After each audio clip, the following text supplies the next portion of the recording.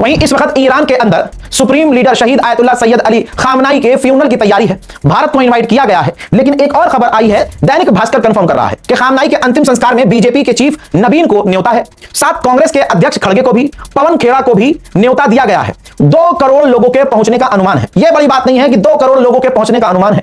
खबर में खबर यह है मेरे लिए कि बीजेपी के नेताओं को भी इनवाइट ईरान ने किया है, रशिया को भी इनवाइट किया गया है। जाहिर सी बात है व्लादिमीर पुतिन तो जा नहीं सकते, ऐसे में रूस के पूर्व राष्ट्रपति दिमित्री, जो पुतिन के दोस्त भी हैं, कंफर्म कर दिया गया है कि वो जरूर जाएंगे। वहीं दोस्तों ईरान के अंदर आयतुल्लाह सैयद अली खामनाई के फ्यूनरल की तैयारी बहुत जोर से चल रही है, जिसका कुछ मंजर दिखा रहा हूं। जी हां, पूरी तैयारी चल रही है, डिजाइन किया जा रहा है, स्टेज बनाया जा रहा है, बड़े से इवेंट को ऑर्गेनाइज किया, कई चीजें बनाई जा रही हैं, प्लस्तर होते हुए देखा जा रहा है। भाई मतलब बड़े लेवल पर ईरान सबसे बड़े लेवल पर यह प्रोग्राम करना चाहता है और देखने लायक होगा कि ईरान इस फ्यूनरल में क्या क्या झांकियां दिखाता है। उधर कतर में अमेरिका और ईरान की बातचीत के बाद ईरान को एक बार फिर से कामयाबी मिली और अमेरिका ईरान के $3 बिलियन और रिलीज करने के लिए राजी हो गया है। और अभी कुछ दिन पहले अंधभक्तों के दादरलैंड डोनाल्ड ट्रंप ने कहा था कि ईरान को $1 भी नहीं देंगे। अमेरिका क्या कुछ रहा है, कर कुछ रहा है।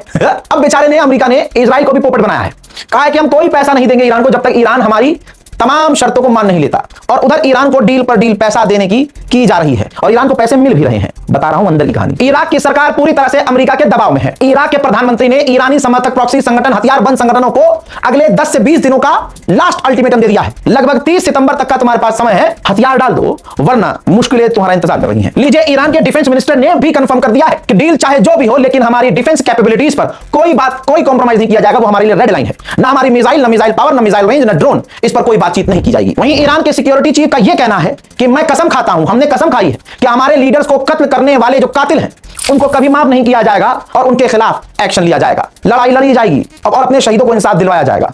अब यह बात अलग है, कई सवाल यहीं खड़े हो गए कि तुम्हारे लीडर शहीद आयतुल्लाह सैयद अली खामनाई का कातिल तो अमेरिका है, आप उन्हीं से डील कर रहे हो।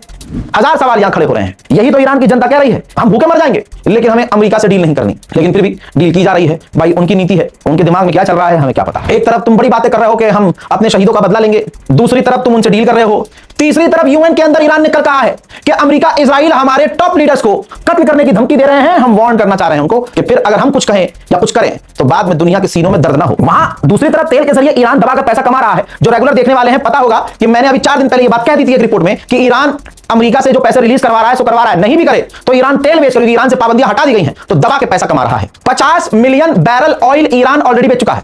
मार्केट में जो तेल के दाम चल रहे हैं ईरान उससे 20% महंगा तेल बेच रहा है।